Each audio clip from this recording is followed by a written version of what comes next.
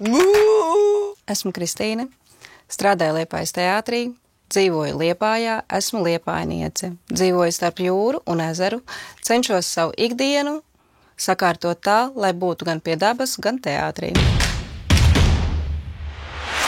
Dāmas un kungi, šī vakara izrāde būs par Liepājas teātri. Mans darbs ir saistīts ar kostīmiem, ar izrāžu izgatavošanu, kas aktierim ir pats galvenais, lai viņš labi jūtās uz skatuvi, sākot no apaviem, apģērbu, cepurēm un kažokiem. Mēs esam neejošo kostīmu noliktavā vīrieši, kas ir no norakstītām izrādēm, kas netiek vairāk spēlētas teātra repertuārā. No sākuma, kad kostīmu mākslinieks taisa izrādi, mēs cenšamies viņu ievest šajā telpā, lai viņš izvēlās, varbūt kaut kas noder viņa izrādē. Es varētu piemērīt.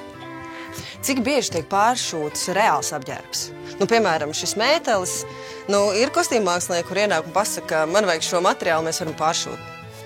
Ļoti reti tādi gadījumi. Melns žaketis daudz, bikses, var piedāvāt sarkanu ādas žaketi.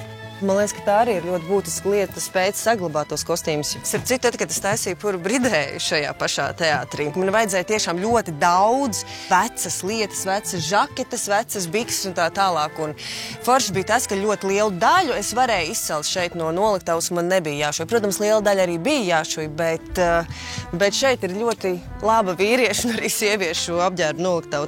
Tie ir atlikumi no šūtajiem kostīmiem, kā rezerves variants, ja kaut kas ir jāpielabo, kaut kas ir jāpapildina, kaut kas saplīst, tad šeit ir iespējams atrast viss, kas vajadzīgs. Šis ir Puru Bridējs. Jā. Šis ir akmentiņu kostīms, šis ir madas korsete, jā. Un šeit ir arī šis kaut kas spīdīgs, noteikti kaut kas baronam. Nemetam ārā. Kāpēc jūs nemetat ārā?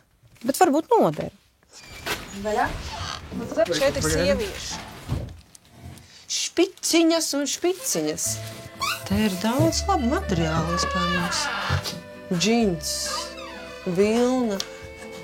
Šīs drēbes vairāk nonāk, ja ir vajadzīgi kā rekvizīti. Kā viņi arī tiek izmantot, ja ir kaut kāda aina, kaut kādas lietas, džemperi, jakas, klētas, tad mēs viņus izmantojam arī kā rekvizītus. Un nav tā kā jāšana no jauna, bet var pat piemeklēt kā rekvizītus. Lūzīgs, džemperīši, bikses. Kaut kas dzeltens, tāds cālīts. Bet, piemēram, tie visi apakšsvārki un tādas lietas. Apakšsvārki tiek izmantot no vienas klētas uz otrām, ja ir ļoti bieži, kad ir tā aktris, tad tie paši izmēri, tad apakšsvarks paņem no šīs ten klētas un jau virsū citu klētu. Mēs jau, protams, ļoti priecājamies, ka no noliktavas tiek kaut kas izmantots. Redz, pie grieznices mēs arī zīmējam, konstruējam uz afišām. Vecajām. Jā. Var atrast kaut ko. Pirma izrāde 2011. gads. Režisors. Džinģers mūs. Jā. Un kurpītēs. Šīs ir neejošās kurpes, kas ir saliktas kastēs ar bildītēm pēc nepieciešamības, lai pēc iespējas ātrāk var atrast. Un šis ir vienīgais teātris, kur kurpes ir sakārtotas pa kastēm un ir bildes nekur nevienā citā teātrī. Es neko tam līdzīgi neesmu redzējis. Un es zinu, ka Kristīna iepriekš strādāja par ģērbēju sieviešu, un viņa ir tā, kur šito visu izdarīja, jo tas ir vājprātīgs darbs. Šeit ir arī bižutērija. Daudzi arī, kas ir saplīsuši, ir par vienam, bet to mēs varam izmantot kaut kādās brošās, mauskariem izējot. Kad vajag, tad meklējam. Mēs darām tā.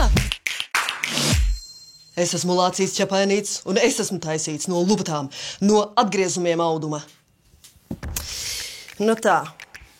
Paldies, ka jūs to darāt. Paldies, ka atgriežat apģērbus otrreizējā lietošanā, gan apavus arī otrreizējā lietošanā, jo, godīgi sakot, apģērbs ir viena no lielākajām planētas problēmām, jo joprojām nav atrasta tehnoloģija, kā tiešām sintētiskos un reizēm pat dabiskos materiālus pārstrādāt, un lai no tiem tiešām varētu veidot atkal jaunus apģērbus. Tādēļ mūsu eksperti saka, paldies jums par to, ko jūs darāt, un saka, ka ir jāpārtrauc tā milzīgā apģērbu ražošana, jo, piemēram, tas apģērbs, kas nonāk konteineros, Labākajā gadījumā šie apģērbi nonāk labdarības organizācijās Latvijā vai arī tiek sūtīti, piemēram, uz Āfriku, kur arī nevar zināt, vai vispār šādi te apģērbi ir vajadzīgi.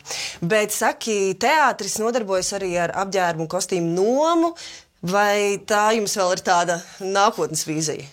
Mēs dažreiz to darījām, varbūt arī darīsim.